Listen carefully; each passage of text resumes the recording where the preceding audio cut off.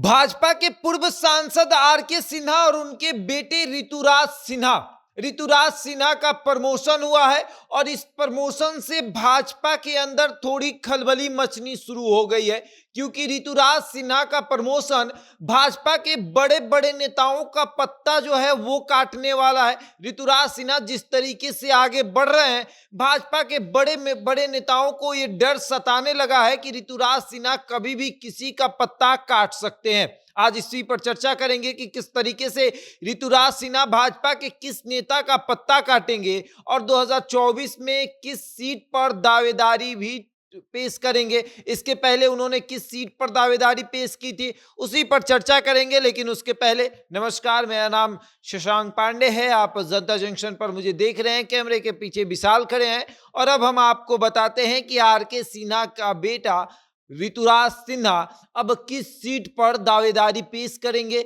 लेकिन उसके पहले किस भाजपा के नेता का पत्ता कटने वाला है, किस सांसद को अब ये डर सताने लगा है कि ऋतुराज सिन्हा का प्रमोशन हुआ है, यानी मेरा पत्ता अब कटने वाला है। और वो नेता को रात में अब नींद भी नहीं आ रही है, क्योंकि ऋतुराज सिन्हा का प्रमोशन हो गया है।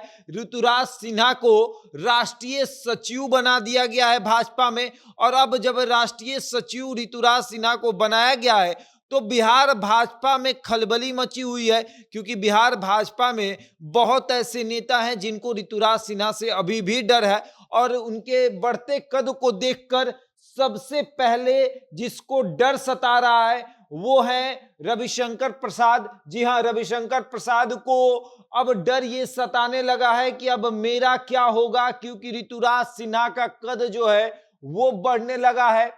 जेपी नड्डा से नजदीकियां जो है वो बढ़ रही है, नरेंद्र मोदी से नजदीकियां बढ़ रही है, और ऋतुराज सिन्हा की ये नजदीकियां बता रही हैं कि पटना साहिब पर फिर से वो अपना दावा पेश करने वाले हैं। जी हां, पटना साहिब पर दावा 2019 में भी ऋतुराज सिन्हा ने पटना साहिब पर दावा पेश किया था, लेकिन नरेंद्र मोदी ने कहा था कि अभी थोड़ा शांत हो जाओ, अभी वहां से रविशंकर प्रसाद चुनाव लड़ने वाले हैं। इसके पहले यहां से बिहारी बाबू यानी शत्रुघ्न सिन्हा सांसद हुआ करते थे भाजपा के, लेकिन मोदी और शाह से जब थोड़ी खटपट हुई तो वो कांग्रेस में चले गए और उसके बाद खुद चुनाव लड़े, लेकिन हार का सामना करना पड़ा और पटना साहिब से जो है रविशंकर प्रसाद सांसद चुने गए। लेकिन इस बार रविशंकर प्रसाद का भी पत्ता कटने वाला है, क्योंकि ऋतुराज सिन्हा का प्रमोशन जो है वो हो चुका है। ऋतुराज सिन्हा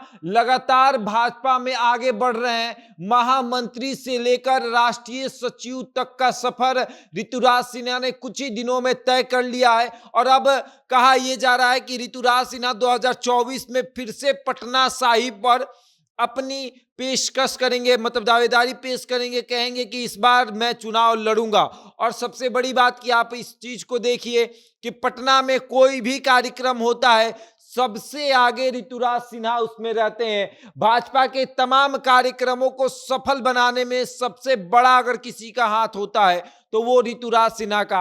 और अब देखिए धन बल में भी आगे हैं, मजबूत हैं, युवा हैं, और जिस तरीके से यूथ जो है वो ऋतुराज सिन्हा के साथ है। इस बार भाजपा जरूर भरोसा करेगा कि इन्हीं को आगे बढ़ाया जाए।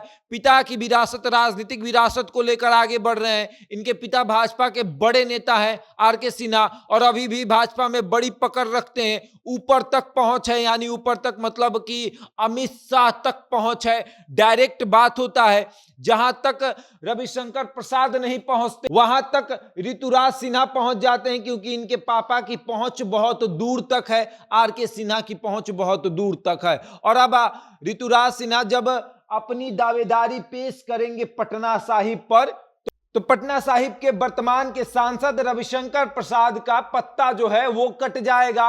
और अब पहले से ही कहा जाता है कि रविशंकर प्रसाद के कार्यों से भाजपा जो है वो ज्यादा खुश नजर नहीं आ रही है। भाजपा लगातार, रविशंकर प्रसाद मंत्री थे, मंत्री पद से भी हटा दिया गया। जैसे ही मंत्री मंडल का विस्तार हुआ, रविशंकर प्रसाद का पत्ता कट गया, और अब कहा जा रहा है कि इनके संसदीय क्षेत्र के लोग भी बहुत नाखुश हैं और भाजपा तक ये बात पहुंची और भाजपा अब इनका पत्ता काटने के फिराक में है और ये पत्ता जो है वो ऋतुराज सिन्हा को मिल जाएगा। यानी ऋतुराज सिन्हा इस बार पटना साहिब से अपनी दावेदारी पेश करेंगे और नरेंद्र मोदी ने भी हामी भर दिया है, कहीं ना कहीं संकेत भी दे दिया गया है राष्ट्रीय सचिव बनाकर कि आप राष्ट्रीय सचिव होते हैं, पार्टी के बड़े पद पर बैठाकर ये संकेत दिया गया है कि इस बार पटना साहिब से तुम चुनाव जरूर लड़ोगे। अब देखने वाली बात यह है कि 2024 में वाकई में ऋतुराज सिन्हा जो है